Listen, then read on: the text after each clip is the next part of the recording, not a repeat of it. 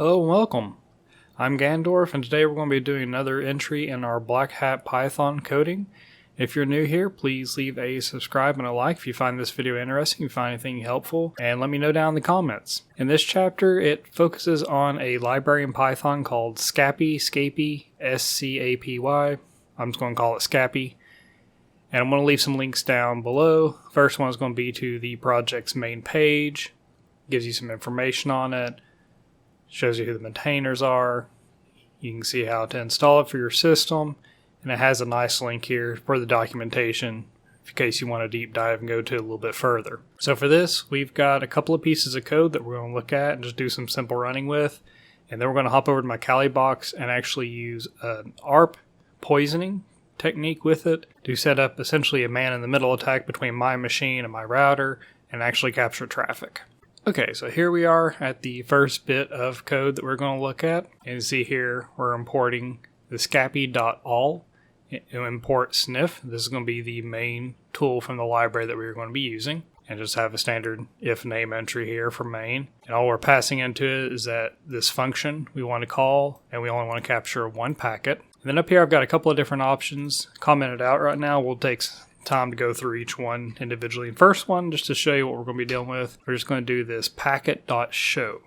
And for this, you do need to run the code as sudo. Okay, so what is this dumped out? If you know a little bit about packets, the TCP IP stack, OSI model, all that stuff, you'll be familiar with this pretty quick. But basically what this is saying is it found a packet that was going over the Ethernet with a destination MAC address for this. This is the source MAC address, and it was an IPv4 type packet. And here's the IP information down through here. It's a protocol saying it's TCP, and there's your source IP address, your destination IP address, and I know right off the bat that this is my machine talking to my WASA server, and there's some information in the TCP, source port, destination port, and then the payload of the packet is down here in hex code. So that's what it's able to capture and see with this. Hey, Gandorf here. During editing, I realized that I forgot to mention how the data is structured. So when we saw in the little brackets, the ether, the IP and stuff like that, that is the keys, because this information is structured in a dictionary. So just like a dictionary you would create in Python code, you can just make a reference to this and get the values from it, or you can do the dot and then reference the specific values that you're looking for. We'll see that later in the code that we review. The next thing we're going to do is this statement. If it sees an Ethernet packet, we want it to print the type. So you saw on that one we saw it was an IPv4.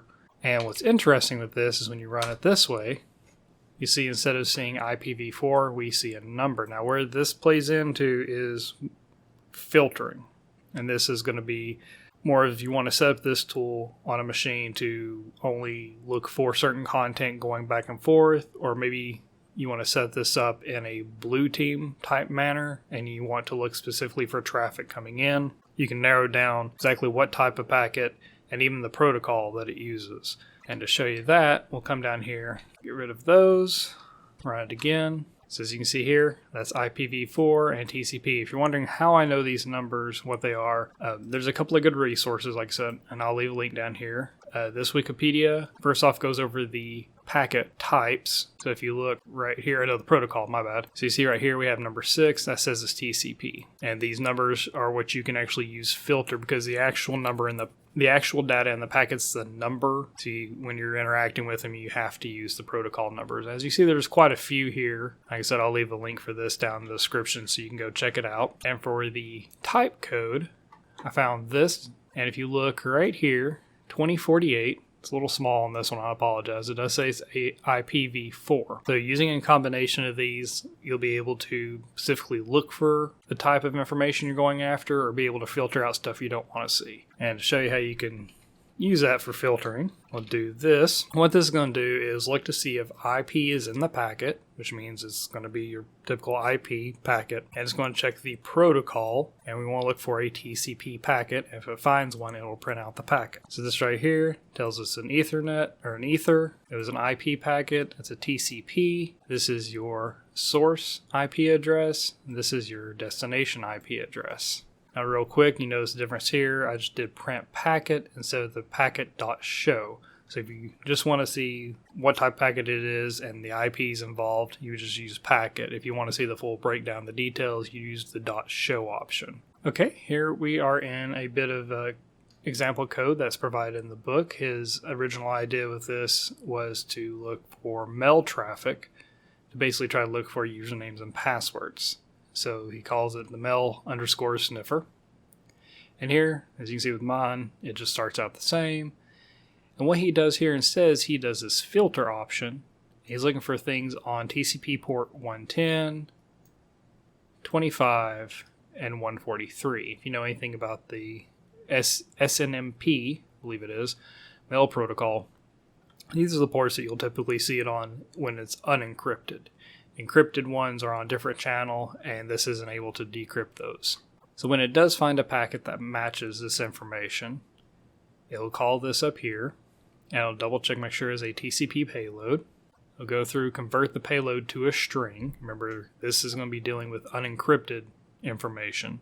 And if it finds the word user or the word pass inside that packet string, then it will print out the destination, IP information, and then the payload. So a nifty little tool, and this is a nice little example of how you can kind of customize this to look for specific things and then go into that packet and pull out information you need or you're looking for. Okay, this is a little example of me taking that code and tweaking it a bit because I ran it on my machine to kind of learn about it, and I saw there was a lot of traffic going on. And again, this is kind of chaotic. I can clean it up better. I can do it a little bit better so it's not as messy and everything everywhere. But basically what we're doing here is we're going to call our function, the packet callback, and I'm telling it to look for 100 packets. So it's going to look at 100 packets and then stop. And what I'm looking for, see if is an IP packet and that the source and the destination, neither one of them matches this IP address on my local net, because that's the IP address of my WASA server. I don't care about my machine going back and forth talking with it, and I'm also not wanting protocol number 2, which as you can see here in the comment, 2 is equal to IGMP.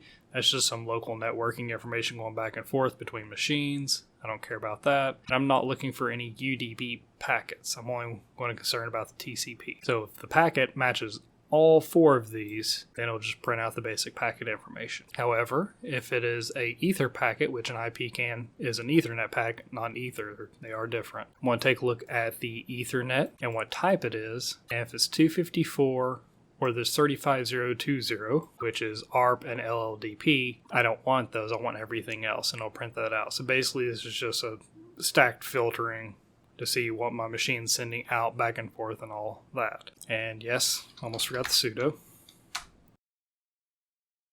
So as you can see here, it's got a lot of information going back and forth. It's because I have the browser open, and the 169 is because in my browser I have an active connection up to my Ubuntu server that's hosting my Kali machine. And I've got the interface for the Kali up in it because that's where we're going to switch to here in just a moment. So you're seeing a lot of that traffic going back and forth between my machine and my server. Okay, here we go. Got it ran again. And as you can see, we've got some traffic here that is HTTPS. So that's going to be, means encrypted probably over port 443. Now this one, since I've done it a few times, I'm not mistaken, that should be a Google address. We just take that and we do who is. Drop in that IP address. Yeah, as you can see, that's a Google one. So I opened up a google.com page in my browser. We were able to see that. Now if we come over here, you'll see we have another one that's not a local network address. And this looks like another Google one. Interesting. So that's the thing is, like, if you're using this tool and you got it set up to where you can see your web browsing traffic, you're going to see that one page ends up talking with several machines out online, and that's just the way internet traffic is nowadays, unfortunately. So let's hop over to the Kali box and we'll do that ARP injection and see what packets we can make. Okay, so here we are on my Kali machine, and this file right here, arper.py, is what we're going to look at. As you can see, we have a few different things getting imported here, and this one is covered in the book, and you actually go through the process of typing this out, and he goes over each section individually, so I'm not going to take too long to go over everything here. There's a function for getting the MAC address, and this class ARPer is actually what's going to handle doing the injection onto both the victim machine and the gateway, so that way we can set up a man-in-the-middle attack. This run function is, if I remember right, is what helps to capture the information.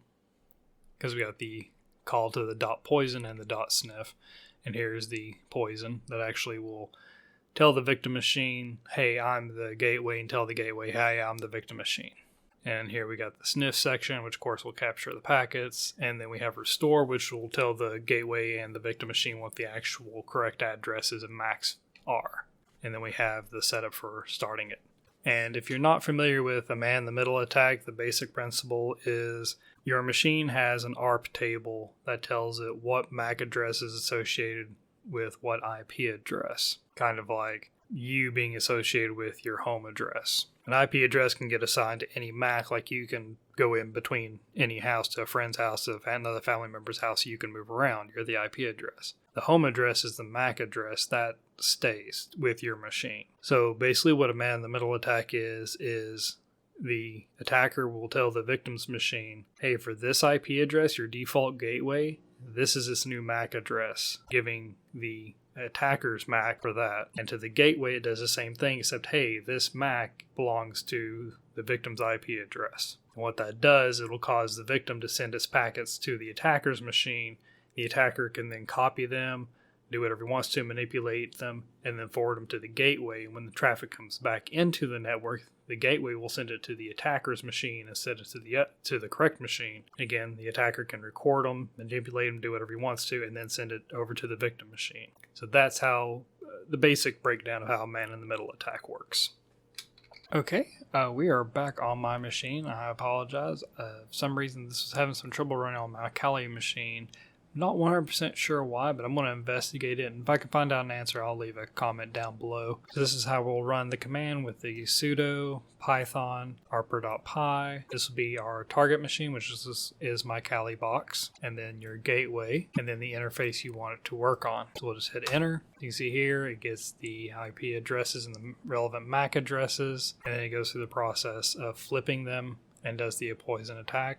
And as you can see here, it's sniffing packets. So we come over here, I'm going to ping 8.8.8.8, and then I've got the browser open here, and we're just going to type in Google, and then go through its process. Okay, so this did capture 100 packets. Of course, in the code, you can go and set this to be as many as you want. Let's take a look at what it captured. We're going to use Wireshark for this, and the file it makes is arper.pcap.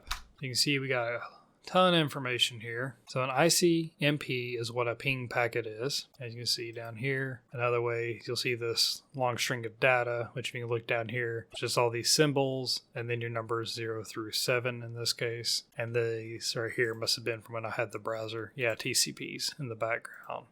Where another ping happened, another ping. So you can see, you saw on my terminal how fast those pings were going, but all this other stuff's going on in between. That's how fast packets are being sent on machines and on networks. And then, here we go, DNS. That's what I was looking for.